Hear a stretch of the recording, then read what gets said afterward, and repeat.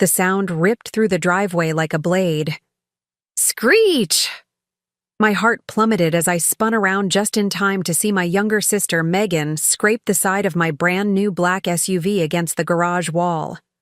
A long silver scar stretched across the paint, glaring at me in the sunlight like a wound. Before we begin, drop a comment and tell us where are you from and from which city you're watching our videos. And after watching the whole video, don't forget to tell us, what would you do in this situation? Be honest. Tell me in the comments below. We read every comment. Let's begin. Megan, I shouted, rushing forward, my pulse racing. What did you just do? She climbed out of the driver's seat with a smirk, brushing her blonde hair back as if she'd done nothing wrong. Relax, Claire. It still works. It's not like I totaled it. Her voice dripped with mockery, as though years of my sacrifice, saving, and hustling meant nothing. My throat tightened. That's not the point. You don't just... Before I could finish, my mom stepped out of the kitchen door, arms crossed, lips curved in a familiar, dismissive smile. Oh, stop it, Claire, Mom said, chuckling under her breath. She didn't mean to. Don't blow this out of proportion. The words landed like daggers. My SUV wasn't just a car. It was the symbol of everything I'd worked for. Every late shift, every skipped meal, every night I told myself that one day I'd have something of my own. That vehicle was my pride, my proof that I wasn't the failure they painted me to be. But in this family, Megan could do no wrong, and my victories were always minimized. Megan smirked wider, tossing her keys into her hand. Seriously, Claire, don't cry. Nobody cares about scratches. Nobody cared. That was the cruel truth echoing in my head. My nails dug into my palms as I fought the tears burning in my eyes. My chest ached with unspoken words, the kind I'd learned to swallow since childhood, and then the front door creaked open. Ethan, my husband, stepped in, his tall frame commanding the space instantly. His eyes locked on me first, noticing the tears I tried to blink away, then flicked to the SUV in the driveway. His jaw set like stone. What happened? His voice was low but sharp, the kind of tone that made everyone freeze. Megan snorted. It's just a scratch. No big deal. Mom chuckled again, waving her hand. Exactly. Claire is overreacting as usual. Megan didn't mean to. But Ethan didn't smile. He didn't shrug. He turned slowly, his gaze slicing through their arrogance like a knife.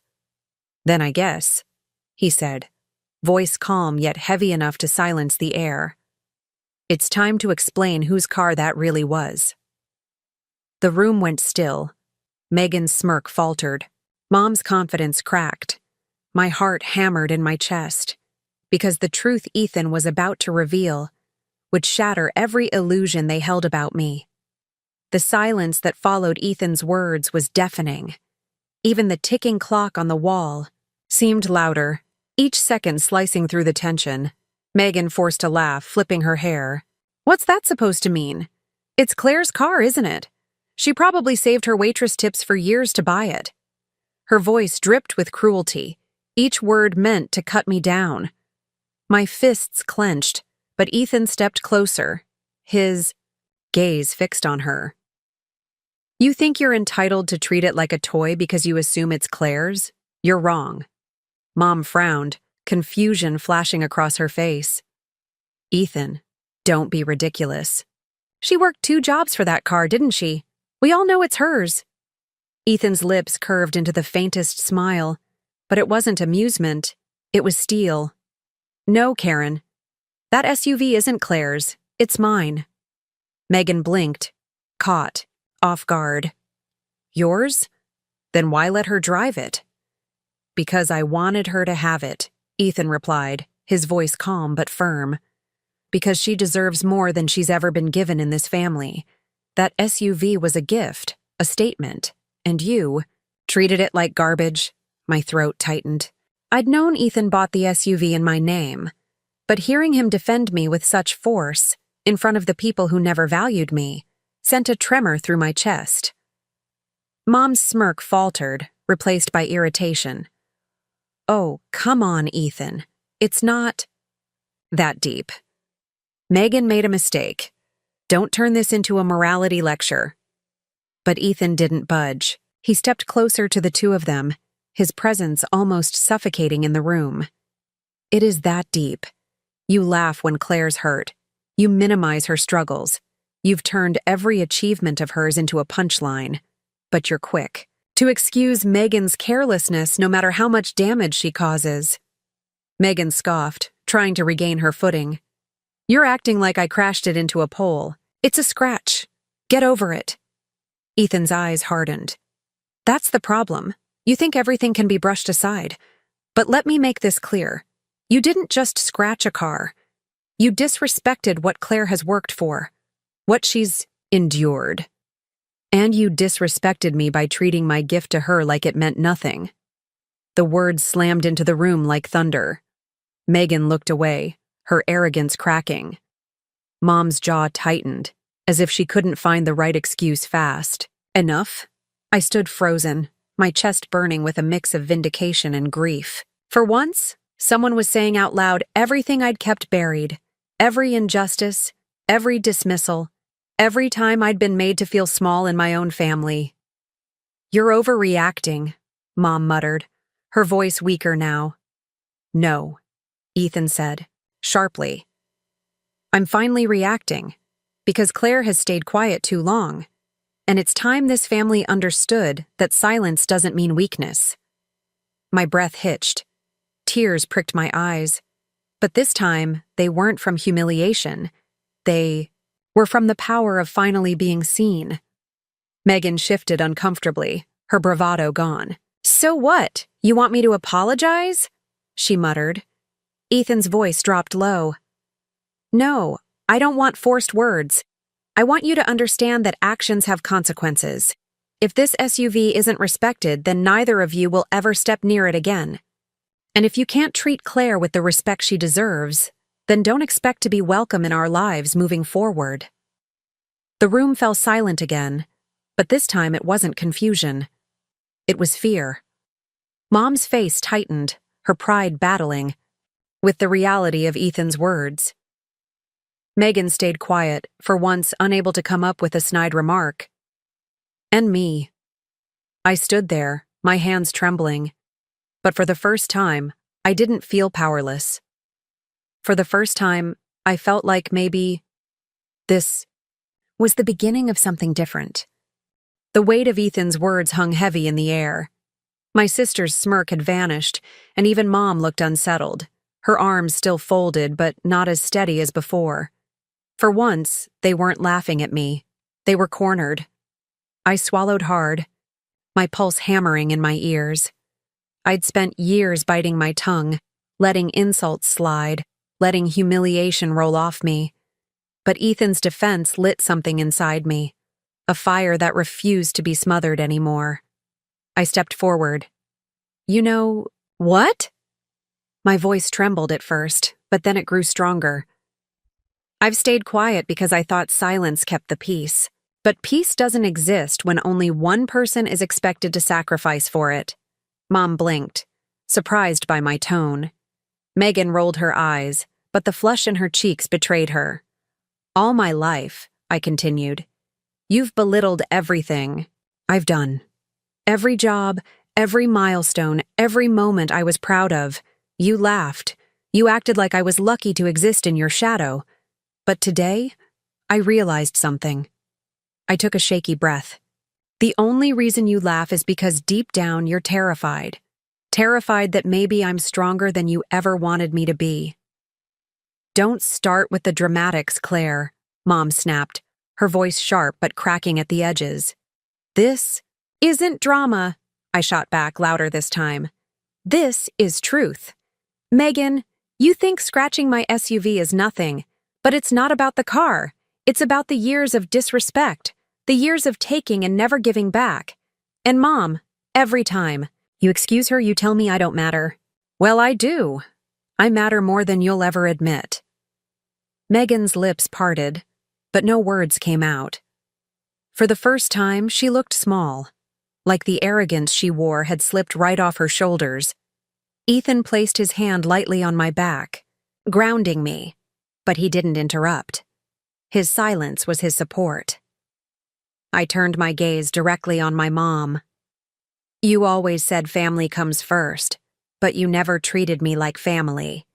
You treated me like an afterthought, the one who was supposed to endure everything quietly. That ends today." The room went still. My words echoed like a verdict. Mom opened her mouth, searching for control. "You're being ungrateful, Claire. We've given you everything." "Everything?" I cut her off, my voice rising with years of bottled pain. "What exactly did you give me? Constant comparison to Megan? Being told I wasn't good enough no matter how hard I worked? You didn't give me love. You gave me lessons in survival. And now I've survived long enough to finally stand here and say, I don't need your approval anymore." The fire in sea. My chest spread to my throat, my words sharper than I'd ever dared before. Megan muttered, "You're just overreacting." I snapped my gaze to her. "No, Megan, I'm done underreacting. You've coasted on excuses, on being the golden child, but one day excuses won't cover you. You'll realize life isn't about who laughs the loudest. It's about who stands the tallest when no one else will."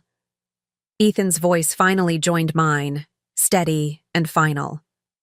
"Claire has given this family more grace than you deserve. But she's not going to carry your disrespect anymore. From this moment forward, things change. Either you learn to respect her, or you lose her." The silence afterward wasn't just heavy, it was suffocating. Mom's jaw worked, but no words came out. Megan's eyes darted toward the scratched SUV, then back at me, as though she realized for the first time that her actions had real consequences. And me? For the first time in my life, I wasn't the quiet one in the corner. I wasn't the girl, holding back tears. I was the woman who had finally spoken, finally fought, finally claimed her worth, and I wasn't going back. The air was thick enough to choke on. My mother's face had gone pale, her lips pressed tight, while Megan's bravado had crumbled into silence. For once, I wasn't the one standing small in their presence. I drew in a slow breath, steadying myself. Ethan's right. Things change now. I've spent years letting your words cut me down, but not anymore. I've built a life outside this house, one that you never cared to see, and from this day forward, I won't let you trample over it." Ethan's hand squeezed mine firmly, and that small gesture gave me the strength to continue. Mom scoffed, but the crack in her voice betrayed her. "So what, Claire? You're just going to cut us off? Over a car?" I shook my head. This was never about the car. It's about respect. It's about dignity. You could have asked me how much that SUV meant to me. You could have apologized. But instead you laughed. You always laugh when it comes to me. Well, the laughter ends here. Megan's voice finally broke the silence, smaller than I'd ever heard it. "So, what do you want? Do you want me to beg? To say sorry?" I turned to her, my tone firm but calm. "I don't want words, Megan. I want growth. I want you to realize that carelessness isn't cute, that taking people for granted has consequences, and that I'm not your punching bag anymore." Her eyes flickered, guilt flashing briefly before she looked away. Ethan stepped in, his voice sharp but even. "Here's the bottom line. Claire deserves more than excuses. If you can't offer her real respect, then stay out of her life. Because we're done entertaining people who only show up to tear her down." The statement hit like a hammer. Mom flinched, her pride visibly crumbling. Megan sank back into the couch, staring at the floor. For a long moment, no one spoke. The only sound was the distant hum of the refrigerator and the faint rustle of the trees outside. It felt like the house itself was holding its breath. I finally exhaled and said the words I'd been too afraid to speak my whole life. You don't get to decide my worth anymore. I do. And I refuse to spend another day being treated as less. The relief that surged through me was indescribable. It wasn't just about defending my car or even my dignity. It was about reclaiming every piece of myself they had tried to strip away. Mom shifted, her voice quieter now. Claire, you're being harsh. I shook my head. No, Mom. I'm being honest. Something you never allowed me to be without ridicule. Ethan wrapped an arm around my shoulders, pulling me close. His steady presence reminded me I wasn't alone in this fight. Not anymore. I looked at Megan one last time. You think everything's a joke until reality smacks you in the face. Maybe this will be your wake-up call. But whether you change or not, I'm done sacrificing myself just so you can feel better. Her lips parted as if to reply, but no words came out. I turned toward the door, my chest rising with a strength I hadn't known before. Ethan followed, his hand warm against mine. As we stepped outside, the scratch on the SUV caught my eye again, the scar gleaming in the sunlight. But for once, it didn't make me feel powerless. Instead, it felt symbolic, like the mark of a battle fought and won. The SUV still stood, strong and unbroken, just like me. I slid into the driver's seat, the leather hugging me like armor. Ethan climbed in beside me, and for the first time in years, I drove away from my mother's house without the weight of their voices dragging me down. Because now, they knew, and I would never let them forget.